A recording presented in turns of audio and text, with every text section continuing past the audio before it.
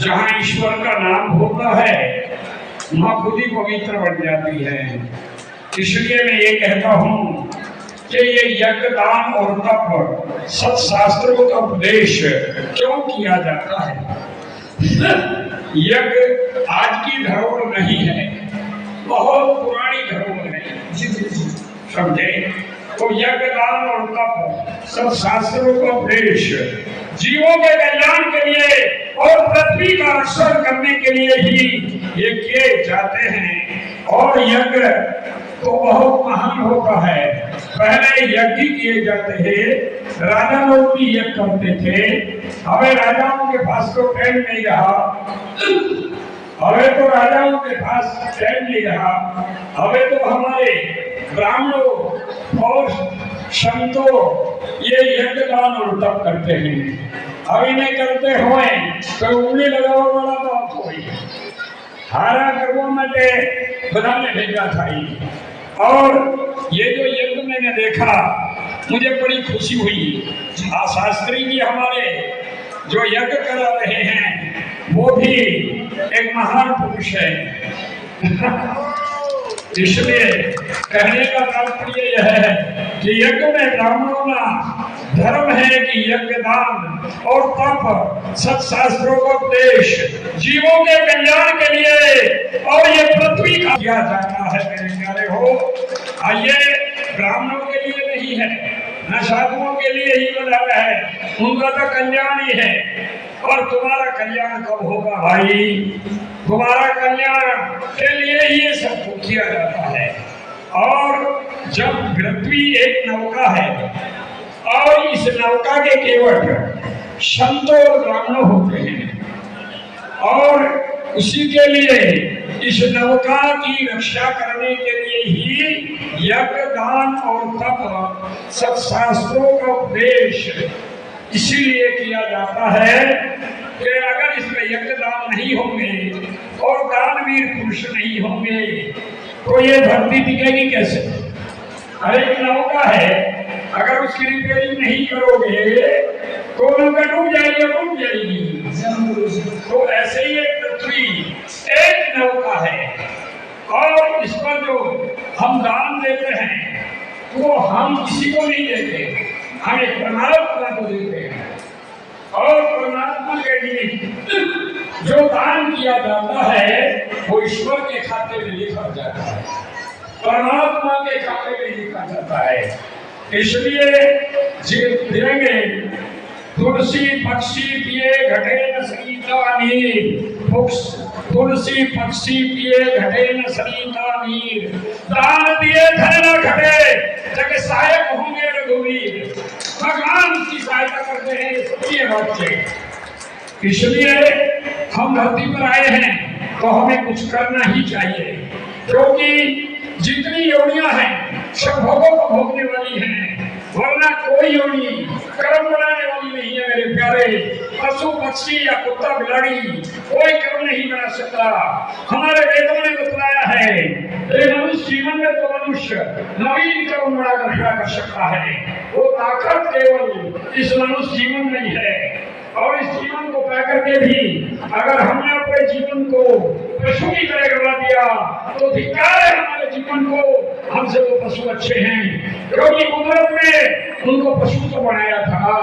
हमें उस परम पिता परमात्मा ने एक श्रेष्ठ उत्तम बुद्धि दे करके एक मनुष्य बनाया है। और ये मनुष्य जीवन में ही हम कर्म कर भी सकते हैं और कर्म बिगाड़ भी सकते हैं। जिसमें कर्म करने का अधिकार है उसमें कर्म बिगाड़ने का भी अधिकार है, और जिसमें कर्म करने का ये अधिकार नहीं है तो उसमें मेरे प्यारे हो बिगाड़ने का क्या अधिकार है। बिगाड़ने वही सकता है जो कर सकता है, और जो कर ही नहीं सकता वो बिगाड़ भी कर सकेगा। इसलिए हमने मनुष्य जीवन पाया है, पशु की तरह हमें नहीं जीना चाहिए। एक शोक आता था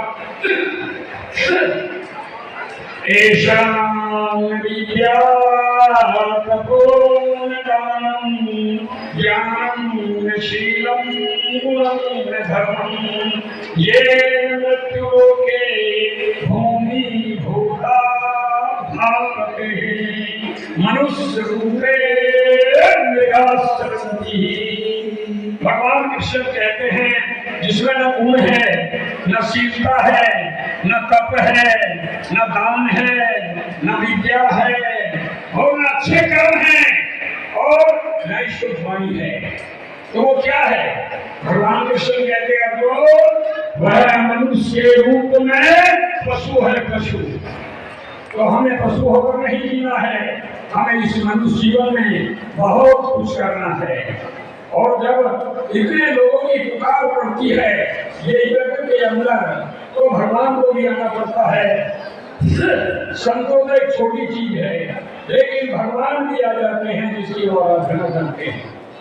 जब परमात्मा भी आ जाता है, भगवान को बुलाते हैं तो भगवान भी आ जाता है। उसने कहा है यदा यदा धर्मस्य ग्लानिर्भवति भारतः अभ्युत्थानं धर्मस्थापनाय तदात्मानं सुधाम्यहं परित्राणाय साधूनां विनाशाय च दुष्कृतां धर्म संस्थापनार्थाय संभवामि युगे युगे, संभवामि युगे युगे।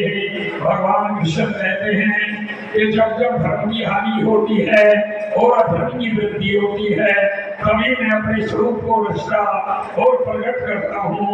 साधु पुरुषों के लिए और धर्म की रक्षा करने के लिए मैं हर युग युग में अवतार धारण करता हूँ और बार बार आता हूँ जहाँ मुझे पुकारा जाता है।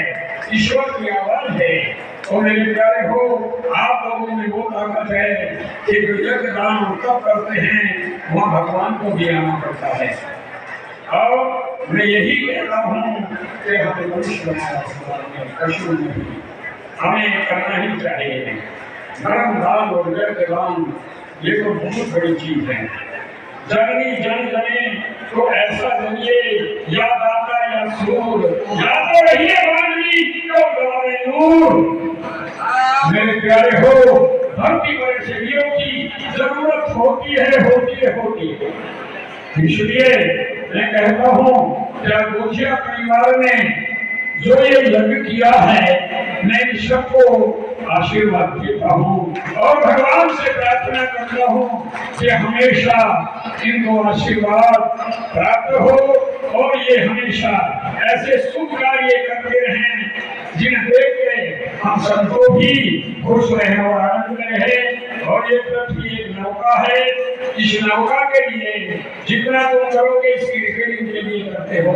और ये जो हो रहा है ये नौका की रिपेयरिंग के लिए हो रहा है। जो दे रहा है वो किसी के लिए नहीं, अपने धर्म के लिए दे रहा है। अपने जिस नौका में बैठे हैं याद रखो कि कहीं की फोटो के नीचे जल है, के जल है, 3 हिस्सा में जल है, 1 हिस्सा में पृथ्वी है। याद रखें ये 3 हिस्सा में जल है, 1 हिस्सा में पृथ्वी है, फिर ये पानी के ऊपर खड़ी है। और 24 जहां को इसमें जल निकलता है, दरिया इसके नीचे भी है और इसके 24 भी है। अगर इसकी रिपेयरिंग नहीं करोगे तो आज वर्षा कब हो गई तो सभी जाएंगे मेरे। इसलिए हम यज्ञ दान और तप सब शास्त्रों का उपदेश जो होता है उसमें हमें सहयोग देना चाहिए और जितना बढ़े उतनी मेहनत करनी चाहिए। मेहनत आप किसी के लिए नहीं करते, और जब मेहनत करते हैं तो याद रखें हे परमपिता परमात्मा हम आपके लिए ही करते हैं और आप ही हमें इसका फल वो देते हैं, वो लिखते रहते हैं। उनके खाते में जो लिखा जाता है वो कभी नहीं मिलता, और जो नहीं लिखा गया क्योंकि वो न्यायकारी है। बहुत से लोग देते हैं हमारे भाग में नहीं है, हमारे कर्म में नहीं है। अरे कर्म में तो जब होगा जब कर्म करेगा, बिना किए लगता नहीं, किया न व्यर्था जाए, बिना की कोई वस्तु लगती नहीं है। और क्या हुआ कभी व्यर्था नहीं जाता, वो देता है। जब एक मनुष्य हमें किसी के यहाँ सुबह नौकरी करने जाए तो शाम को 1 रुपया कम के बढ़ती हमारी तनख्वाह दे देता है। जब एक मनुष्य मृत्यु का मानवी हमारी तनख्वाह दे देता है, जब वो ब्रह्मांड का मालिक हमारी तनख्वाह रखेगा, मुझे नहीं लगता कभी नहीं रखेगा मेरे प्यारे हो। वो देगा देगा देगा और जिसकी है उसको देगा, वो न्यायकारी है। इसलिए मैं इस यज्ञ को देखकर मुझे बड़ा आनंद आया और मैं जिस परिवार ने यज्ञ किया है उसका आशीर्वाद। हाँ, और हमारे ग्राम में जो यज्ञ कर रहे हैं मैं तो भगवान से प्रार्थना करता हूँ कि हमेशा ये ऐसे यज्ञ करते रहें और आप लोगों को भी ये शुभ अवसर प्राप्त हो और इनकी आवाजें इनका सुर हमेशा बना रहे, ऐसा भगवान से प्रार्थना करता हूँ और आशीर्वाद देता हूँ। जय श्री राम, जय श्री राम, जय श्री राम, जय श्री राम। आज तो हम अयोध्या में आ गए हैं, अब तो उसकी जय सबको बोलनी चाहिए, तो इतनी जोर से बोलो जो आवाज तक चली जाए।